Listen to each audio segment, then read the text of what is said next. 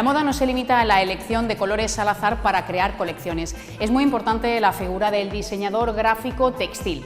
Nuestro primer invitado de hoy ha trabajado para el grupo Inditex, Mango, El Corte Inglés o Dolce & Gabbana, Antonio Valenzuela.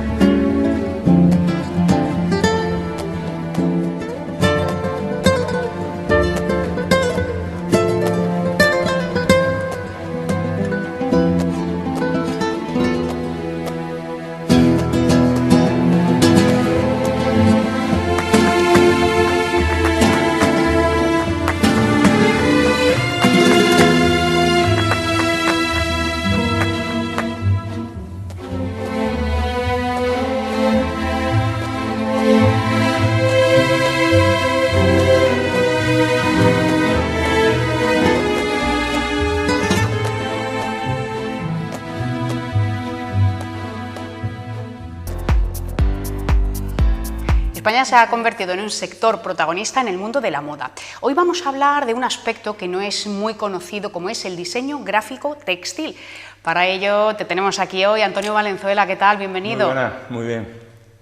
El mundo de la moda lo conocemos, son continuas las colecciones que nos llaman mucho la atención, pero hay un proceso detrás al que te has dedicado durante mucho tiempo para muchas marcas muy conocidas. Sí. Cuéntanos un poco cómo se gesta, cuál es el trabajo de este diseñador, en qué consiste y cómo se toman las decisiones. Sí, bueno, pues un trabajo que al final se forma en equipo dentro de las marcas, de estas marcas grandes de moda.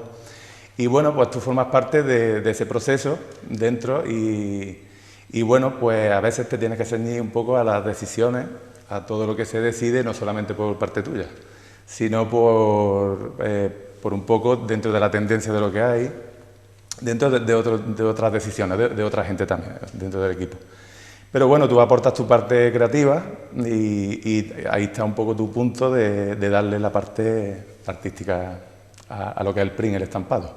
Claro, pero muchas veces la libertad es escasa. Sigues Sí. unas directrices y lo que tú puedes aportar también es relativo. Sí, claro, eso forma parte de uno mismo también. O sea, dentro de la tendencia, pues uno tiene que romper y hacer cositas que tienes que ponerle mucho cariño al estampado, porque al final son estampados que lo ve mucha gente, que llega a muchos rincones del mundo Y bueno, yo creo que es un trabajo que tienes que ponerle corazón y si no, creo que no podría hacerlo. ¿Qué te llevó a acercarte a este campo? Bueno, yo soy totalmente de Bellas Artes y siempre he estado pintando, haciendo exposiciones y tal. Y por casualidad, pues al final me estudié diseño gráfico, un grado en diseño gráfico. Y entonces, bueno, al final el diseño gráfico tiene su parte artística, pero un poco lo veía demasiado mecánico, ¿no? En cierto modo. Ya meterte en páginas web, hacer incluso la imagen corporativa. Es interesante, pero yo soy más al final de pintura y de dibujo, ¿no? Siempre se me ha dado muy bien. Y bueno, tuve la oportunidad, porque empecé a trabajar como gráfico corporativo en una empresa y tuve la oportunidad de hacer unos prints de prueba y la verdad que gustaron mucho y se empezaron a vender muy bien y tal. Y ahí empecé a interesarme por el mundo... ¿Y eso te enganchó? Por el gráfico textil, sí. Y me di cuenta de que era una profesión, bastante desarrollada y que hay gente detrás de esos estampados, gente que se dedica a eso de lleno. Entonces me di cuenta y me encantó. Y bueno, y ahí me he desarrollado totalmente. He estado trabajando para prácticamente todas las marcas internacionales que hay en España, tanto así como Zara, Mango, el Corte Inglés. En algunas he estado dentro y también he estado trabajando como autónomo, como freelance. Y la verdad que he dado un buen paseo por las marcas gráficas y tal. Y bueno, ese ha sido un poco mi camino, ¿no? El que más he desarrollado, ¿no? en mi trabajo. ¿En cuál de estas marcas has aprendido más? ¿Dónde te has sentido más a gusto y dónde te has desarrollado mejor? Pues yo creo que en todas aprendes algo. Son muy parecidas al final, las formas de trabajar son muy parecidas. Porque al final, lo que te decía antes, hay un equipo creativo que se forja ahí un poco lo que se quiere hacer dentro de las tendencias, todo el mundo funciona con las tendencias, inspiración y es un engranaje totalmente perfecto. Es un engranaje totalmente. Ese engranaje puede ser muy interesante porque aprendes, son cosas muy curiosas que siempre te han llamado la atención de cómo funciona esto con las tendencias como tal, sí. Pero por otro lado es un mundo que ya te lo conoce. Entonces, para el que es artista, puede ser que al final necesites centrarte un poco más en tu arte, desarrollar tu arte, porque si necesitas la expresión. Yeah. Que por eso yo siempre he pintado y ahora un poco mi camino estoy volviendo a hacer las cosas un poquito más únicas. Estoy haciendo exposiciones y mis últimos trabajos, por ejemplo, con Dolce & Gabbana, pues han sido un poco ya por ese camino más un poco personalizados. Más personalizado. Ahí quería ir en el vídeo de presentación, sí. Te veíamos realizando esos dibujos maravillosos en bolsos, en zapatillas, la personalización, el mimo. Además hay que trabajar con unos tiempos muy cortos, en productos que son muy caros. Un bolso pues te puede costar 3.000 euros, por ejemplo, y debe estar tan preciso y que esté todo tan absolutamente perfecto. Claro, ahí tienes que tener una visión rápida de lo que quieres. Es muy difícil, ¿no? Cuando, sobre todo captar lo que la otra persona quiere, cuando es un cliente que quiere algo bueno, algo único, aparte de la técnica, que la tienes que tener bien trabajada y tener tus recursos, tanto como artista como de ilustrador, como también un poco de tendencia en moda, ¿no? Y reconocer qué es lo que quiere ese cliente dentro de tu arte, porque también tienes que, ¿no? Es un poco ese punto medio. Y muy interesante, porque al final ha sido un trabajo de contacto con el cliente, de conocer qué es lo que quiere, muy gratificante porque estás directamente y ver, no sé, te reconforta. Es una joya al final también. Es una joya, la verdad que sí.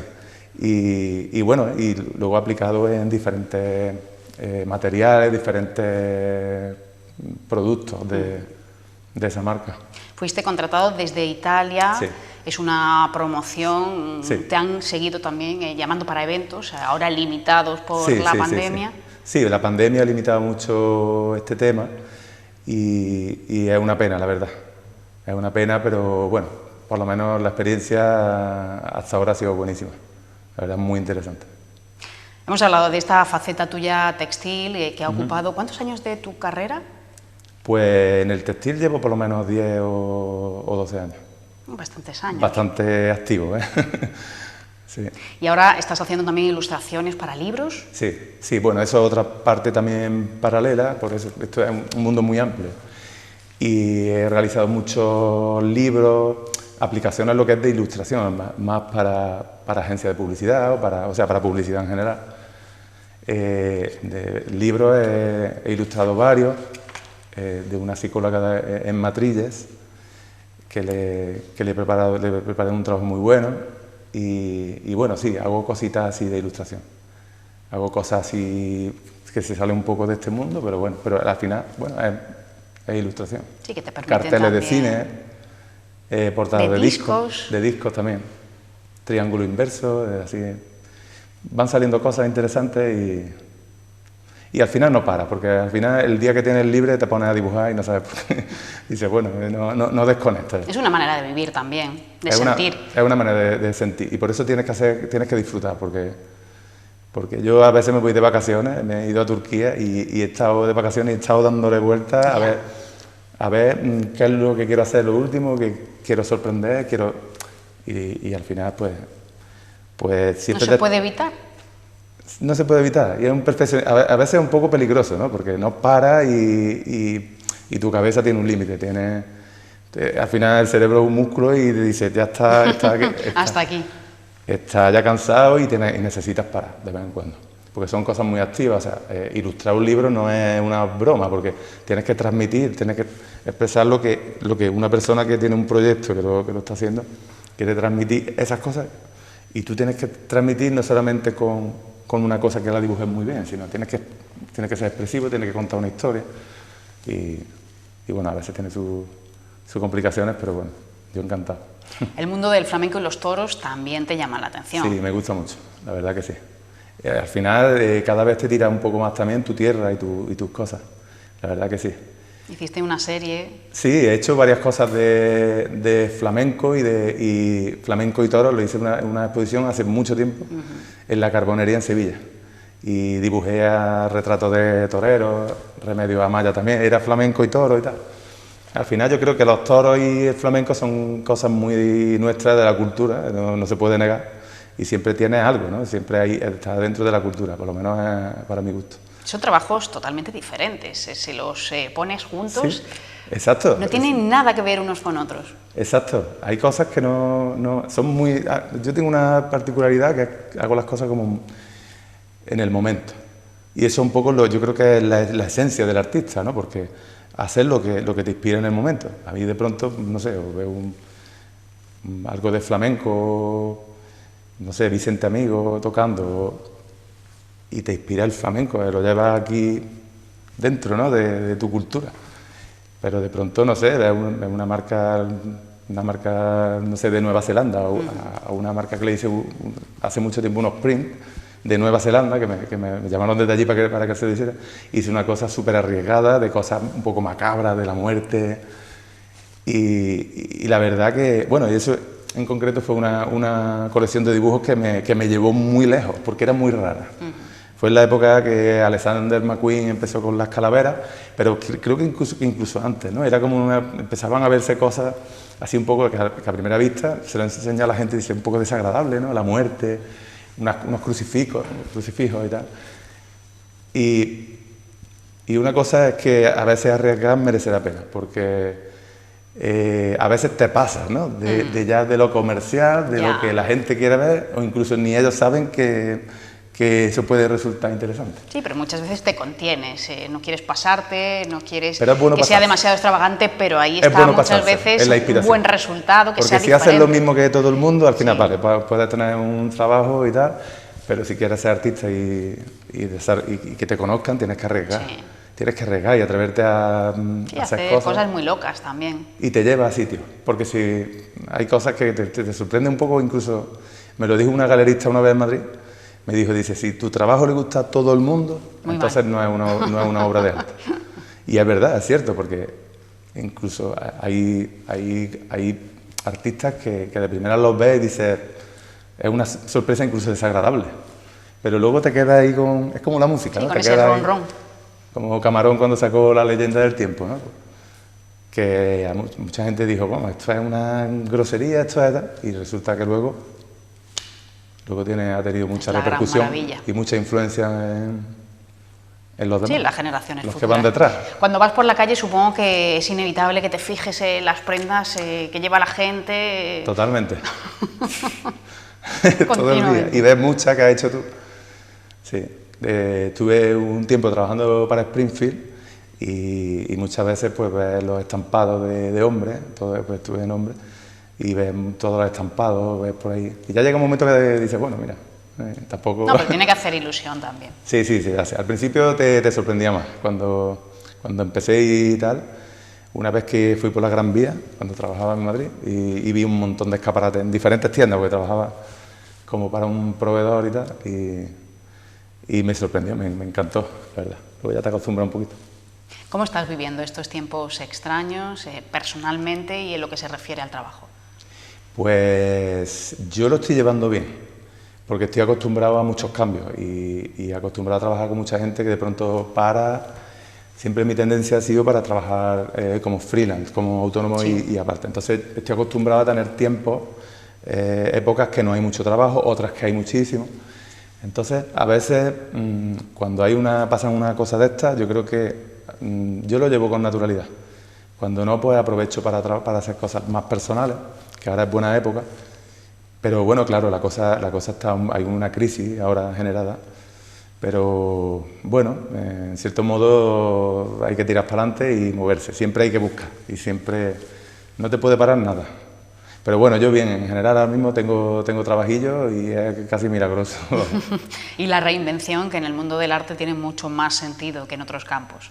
Totalmente, claro. Tienes que estar siempre actualizándote. Alerta y siempre Y ser en tú pleno mismo, cambio. que son dos cosas... No perder la esencia. Tienes que estar en el mundo porque tienes que ver lo que están haciendo los demás, tienes que estar refrescado, ¿no? Es como algo que mueve el mundo. Yo creo que la moda, las tendencias, Sí.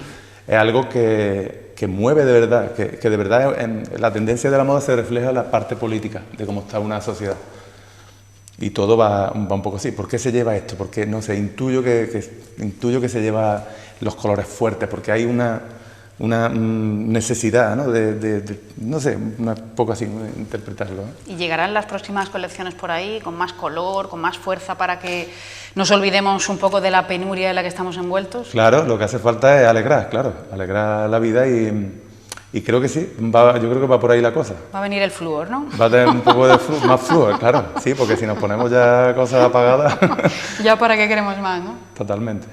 Bueno, Antonio, que tengas mucha suerte y que vengan muchos proyectos y vaya todo lo mejor posible. Pues muchas gracias, encantado de estar aquí con vosotros. Gracias.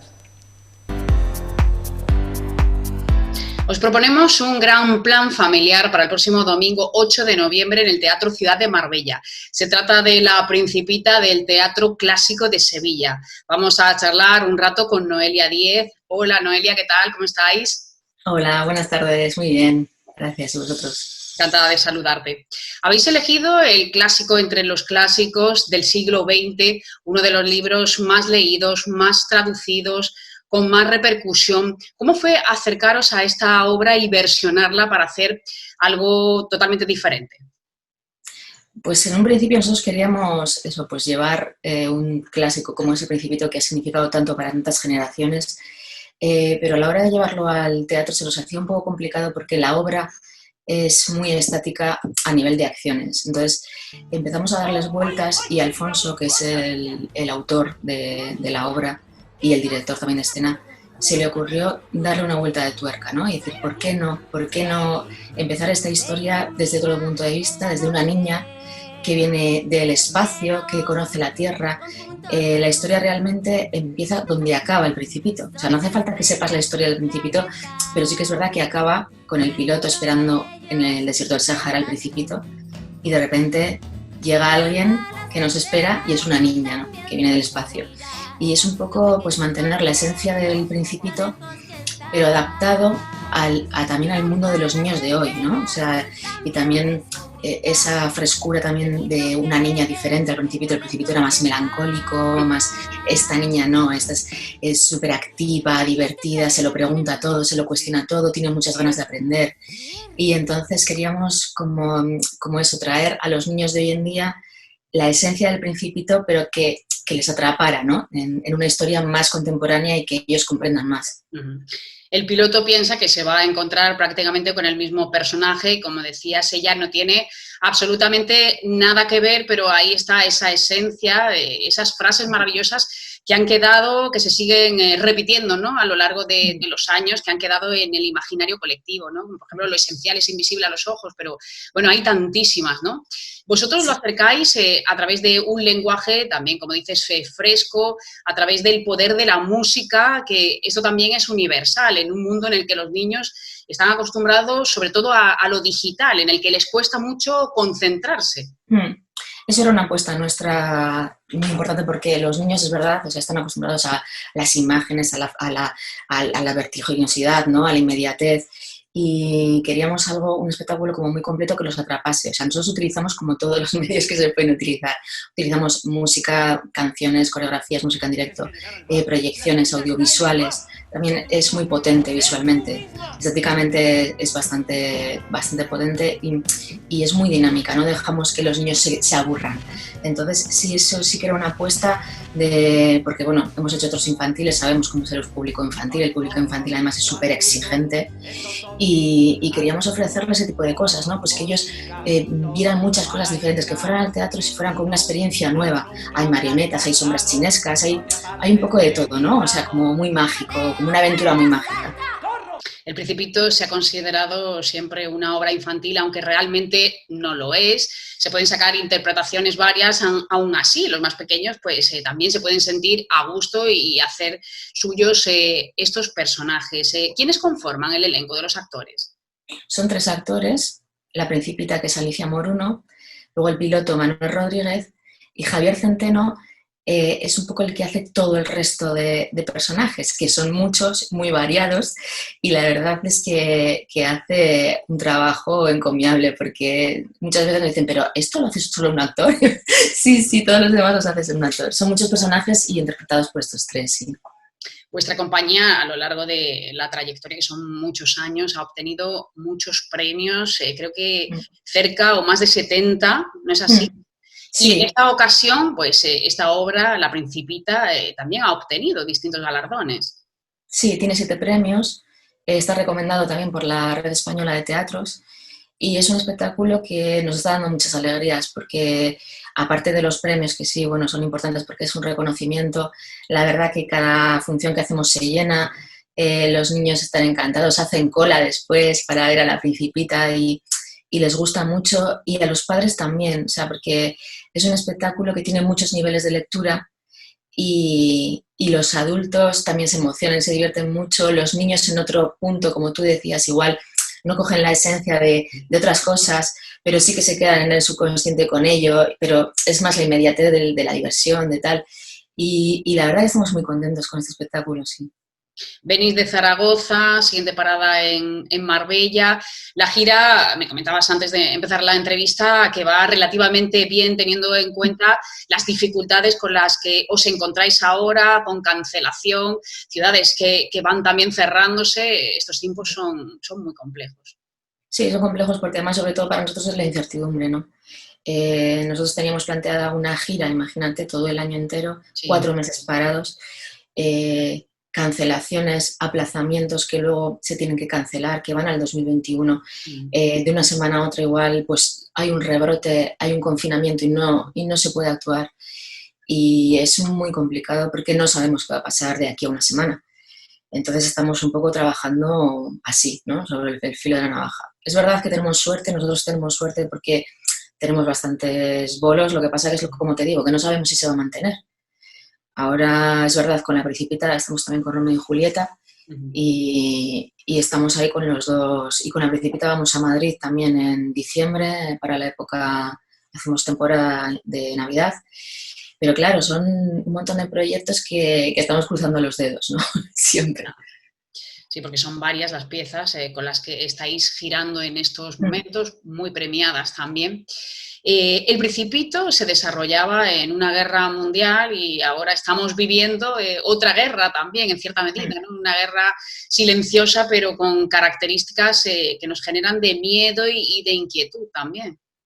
Sí, cuando se escribió El Principito era una época muy convulsa, no solamente por las guerras, sino por todo lo que significó, ¿no? A nivel humanitario, a nivel filosófico.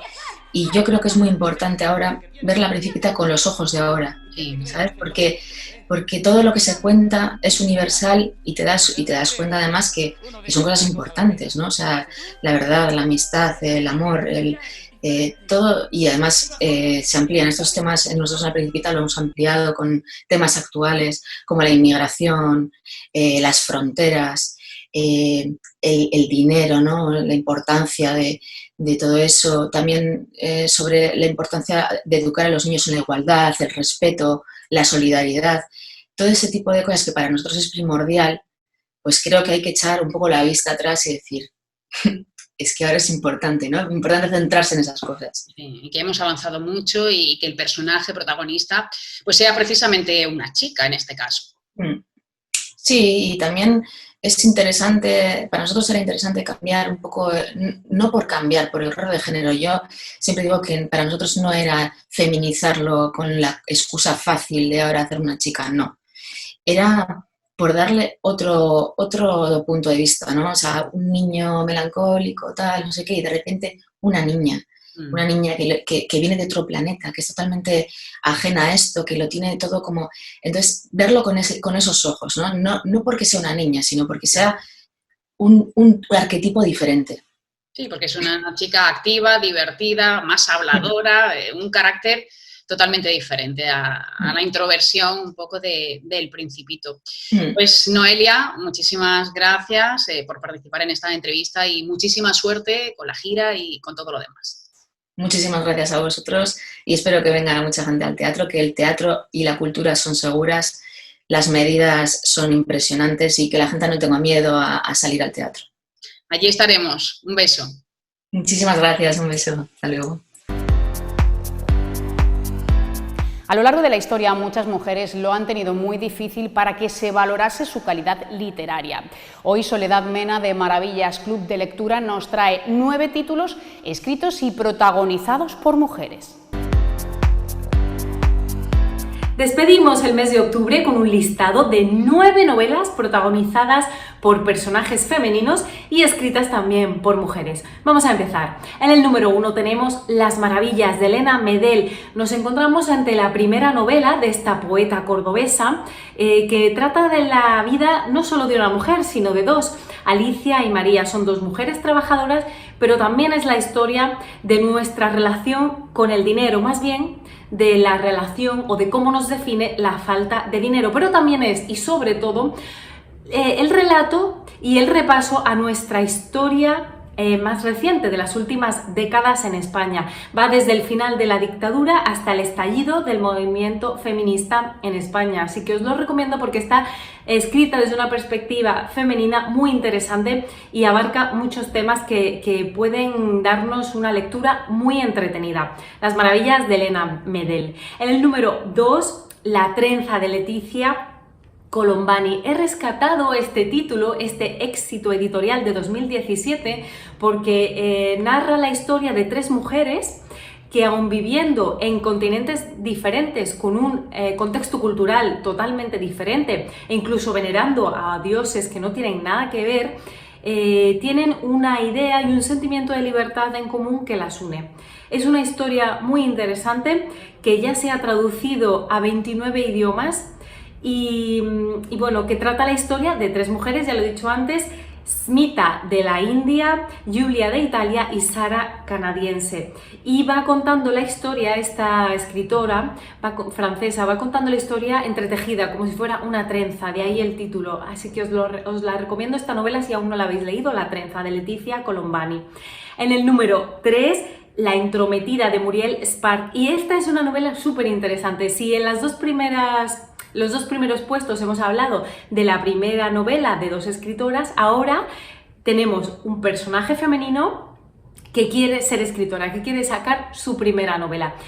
Este libro, La Entrometida, fue escrito en 1981 por Muriel Spark, pero ha sido ahora, en 2020, cuando se ha traducido al español y cuando se ha publicado aquí en España a través de la editorial Blackie Books. Se trata de una obra que habla, pues bueno, de las vicisitudes, de las dificultades del sector editorial, de cómo se encuentran, de los obstáculos que se encuentran los escritores hoy en día, sobre todo pues las mujeres de aquella época, ¿no? Del Londres clasista y machista de después de la Segunda Guerra Mundial, pero aunque está ubicada en ese contexto, sigue estando bastante vigente, así que os la recomiendo, La entrometida de Muriel Spark.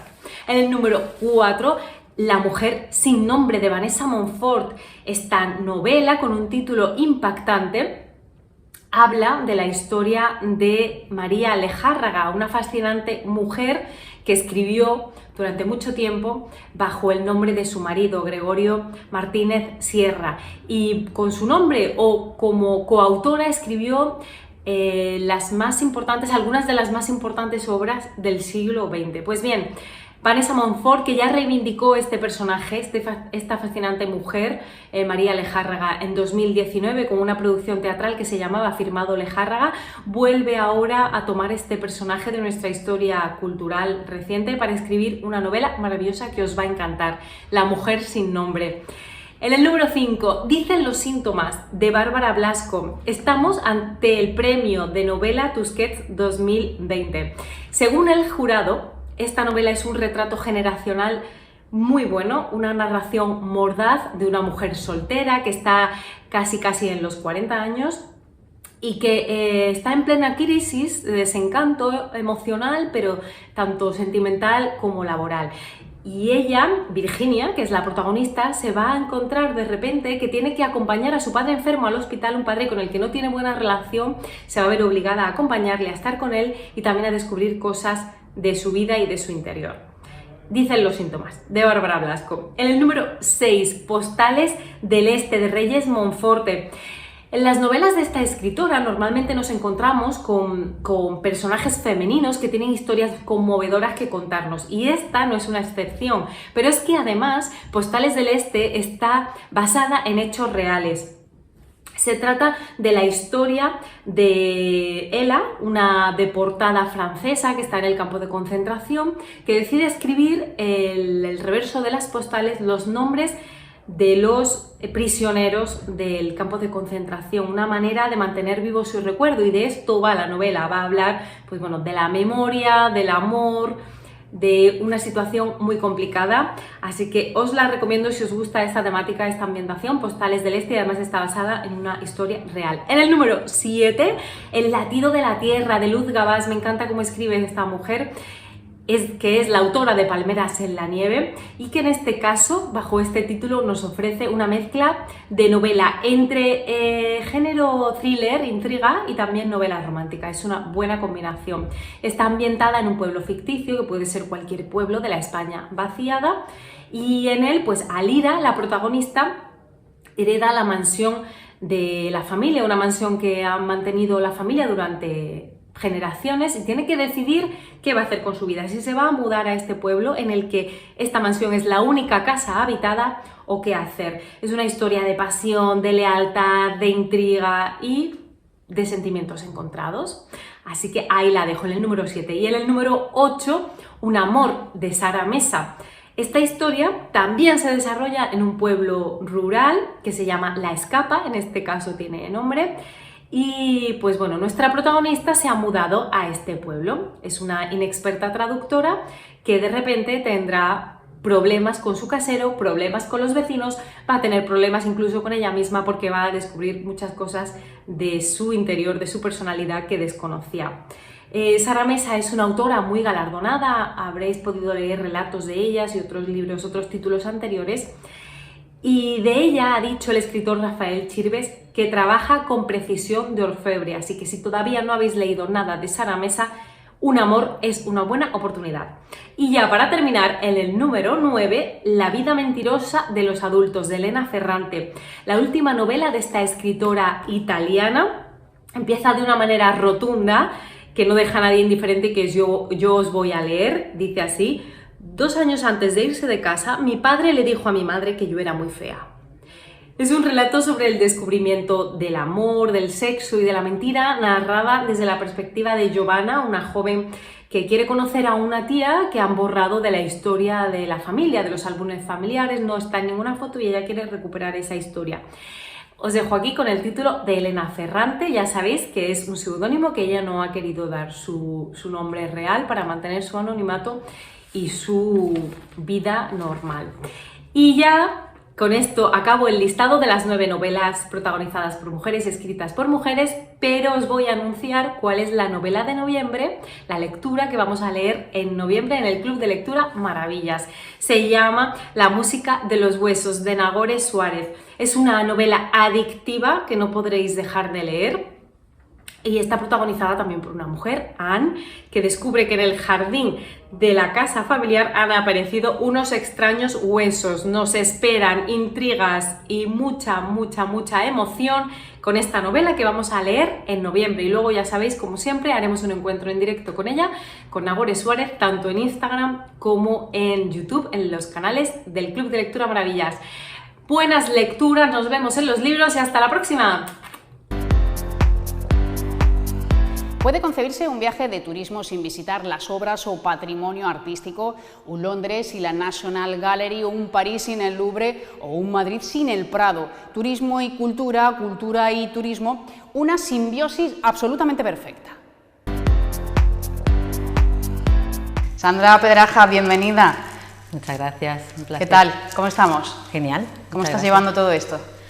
Pues bien, tengo mucha vida interior, afortunadamente. Este es un buen refugio. Absolutamente. Ahora mismo el de los pocos que nos quedan, así que lo aprovecho.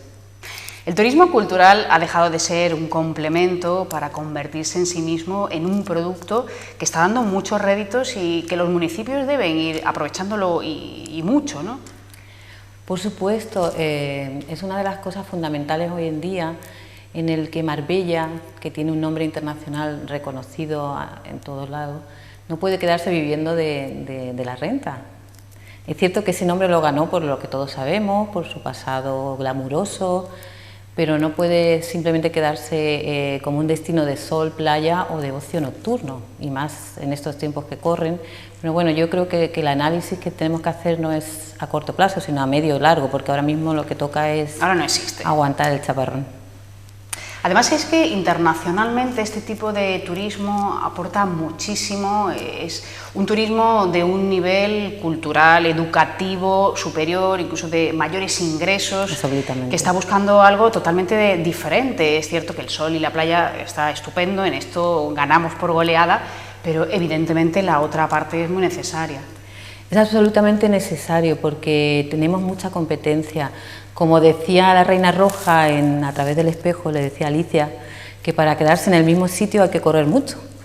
Entonces, más en el mundo en el que estamos actualmente, que todo va tan deprisa y que todo el mundo quiere llegar el primero. Hace 15 años Málaga hizo una apuesta que en ese momento se vio súper arriesgada, de 18 millones de euros de inversión en cultura por parte de la administración, que ahora mismo está, pues todos podemos visitar Málaga ahora mismo y ver cómo está Málaga, cómo ha crecido a todos los niveles. Málaga no tenía hoteles, no tenía una oferta gastronómica, no tenía museos, no tenía nada. Era una ciudad que los extranjeros conocían por el aeropuerto. Pero tú salías fuera de España y Marbella lo conocía todo el mundo. Sin embargo, Málaga era un destino desconocido. Y hoy en día yo tengo muchos amigos que viven aquí en Marbella con residencias y personas, como tú dices, de un alto nivel cultural, adquisitivo, sí. Porque ¿qué es lo que quiere Marbella? ¿Quiere un turismo que se tome una caña y un pincho? Eso está bien. Pero no es lo que necesita la ciudad. No es lo que la ciudad ha estado acostumbrada, porque ya no es solamente atraer ese tipo de turista, es retener el que tenemos. Entonces, para eso necesita hacer un esfuerzo grande, arriesgar. Eso es algo cuantitativo, es cierto que hay que invertir también, hay que tener un programa claro de hacia dónde se quiere ir y cada vez se está apostando más por esta vía, por esta línea. Es cierto que hablando de turismo, por ejemplo, en verano, Marbella, se ha demostrado que el festival Starlight se ha convertido en una referencia clara a la hora de elegir pues, que quieres venir aquí a Marbella porque quieres ver el concierto pues, de este artista o del otro. Es una forma de enganche. Ese es el tipo de turismo que hay hoy en día. Yo viajo por arte o por música, porque ir a una ciudad a ver, a mí eso ya no me atrae. Y hay muchas personas que opinan como yo, cada vez queremos más, exigimos más. Ya lo que era no sirve para lo que queremos ser. Eso está muy bien, nuestro pasado, Sí, para es aprender. una base. Es la base, ya Pero tenemos el tienes nombre. que tener toda una oferta alrededor. Tenemos ejemplos muy claros pues en Málaga o en Marsella, que cuando fue la capital cultural en el 2013, cambió toda su estructura, su infraestructura para dirigirla a un turismo cultural, y eso es que las ventajas de ese tipo de turismo es el que nos pueden salvar o no a medio y largo plazo, y sí hay que hacer una inversión, porque la empresa privada, por ejemplo, Starlight, es una opción privada, pero porque Sandra es una enamorada de la música, su directora. Pero claro, tienen que tener un cierto apoyo de la administración, porque entonces se van a ver muy limitados a la hora porque al principio tú sabes que este tipo suelen tener pérdidas, o sea, hasta que algo tiene el nombre y la situación adecuada para poder empezar a levantarse y a tener beneficio, pues Sí, es una apuesta muy arriesgada. Administraciones deben ir de la mano con la empresa, evidentemente la empresa privada, para conseguir ese bien común. Claro. Y bueno, ¿y qué tipo? También otra de las preguntas o de las dudas sería ¿qué tipo de oferta cultural? Porque Sí, ¿qué es lo que queremos? ¿En qué nos queremos diferenciar? o diferenciar o asumir una propuesta diferente, ¿no? Porque Starlight, los conciertos duran un cierto tiempo, son en verano, pero aquí hay mucho turismo residencial que acude a Marbella porque es una maravilla la naturaleza que nos rodea, el clima es excepcional, pero necesitamos más, porque tenemos que estar los primeros de la línea, no nos podemos quedar atrás, porque eso en poco tiempo podría dejarnos muy fuera de juego con respecto a otras ciudades.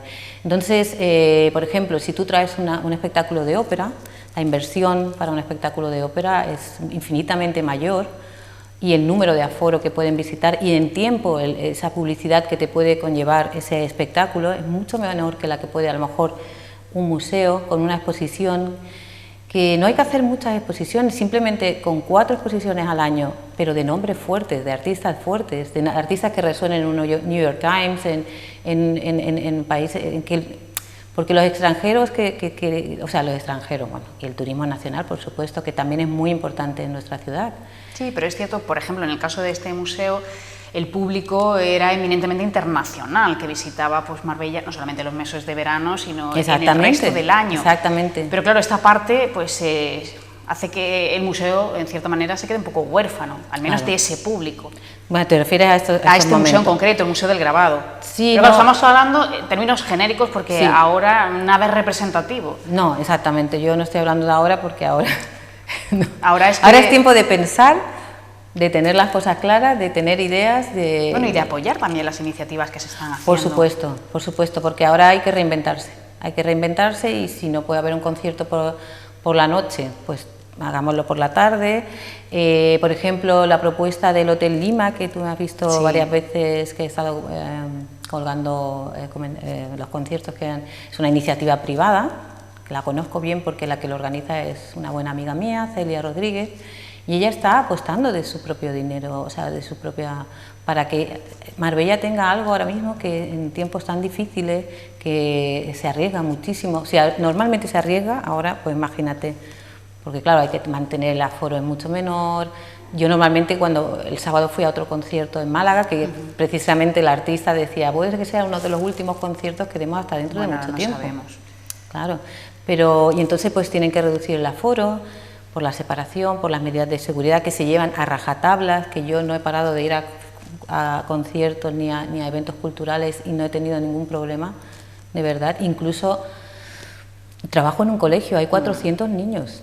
Ya. Y como se llevan las medidas de seguridad a rajatabla, no hemos tenido ni un solo problema. Sí, no, precisamente en el mundo de la cultura se sigue, como dices, a rajatabla, los protocolos son súper exigentes. Y hablamos un poco de determinados eventos que se realizaban antes, ahora pues han tenido que ser suspendidos. Me decías que te había gustado mucho Mar Poética, por ejemplo. Mar Poética, sí. Por ejemplo, en Marbella, a nivel cultural, de lo que está dirigido más localmente, pues porque claro, un Mar Poética, si es un festival de poesía, es muy difícil que le llegue a un público extranjero porque no va a entender el idioma, es un impedimento ya para su comprensión, pero ha sido fantástico, ¿no? Tener aquí a Cristina Rosenbinge, tener aquí a Chantal Maillard, que la adoro, esa es una de las escritoras de poesía que más me gustan, y por ejemplo Cantos Velados, fue maravilloso también, con Rocío Márquez, presentado por Simón Partal. Lo que eché en falta fue pues, el espacio, que aunque es tan emblemático como el Hospitalillo, pero el aforo, nos quedábamos fuera absolutos fans de los artistas porque sí, tuvo mucho éxito. Porque el aforo es muy pequeño, entonces pues echan falta que esas propuestas se hagan en un sitio que a lo mejor permita que vaya más gente. Y además se fue en noviembre, con lo cual es un mes que haces en noviembre. ¿Vale? Y entonces teníamos al lado de casa, como quien dice, porque yo viajo mucho, yo voy mucho a Málaga cuando me interesa algo, no me da nada de pereza. Y entonces pues tener esto aquí en Marbella pues es estupendo. Es muy enriquecedor. Sí. Semanas anteriores hemos estado hablando con artistas, algunos amigos tuyos, como por ejemplo Javier Ojeda, que estuvo la semana pasada aquí, hablaba de las limitaciones que tienen ahora, no pueden girar, cuando dan conciertos lo tienen que hacer de una manera muy limitada, ya hay comunidades a las que no se puede viajar, bueno, ya con las restricciones horarias, que lo está complicando todo. Sí. Pero claro, para los grupos pequeñitos, los grupos que están empezando, poder proyectarse, poder dar a conocer sus trabajos. Eso ahora mismo es un tema complicado, pues ahora mismo afortunadamente hemos tenido esta pandemia en tiempos digitales, porque hubiera sido mucho más complicado en otros momentos de nuestra vida, ¿no?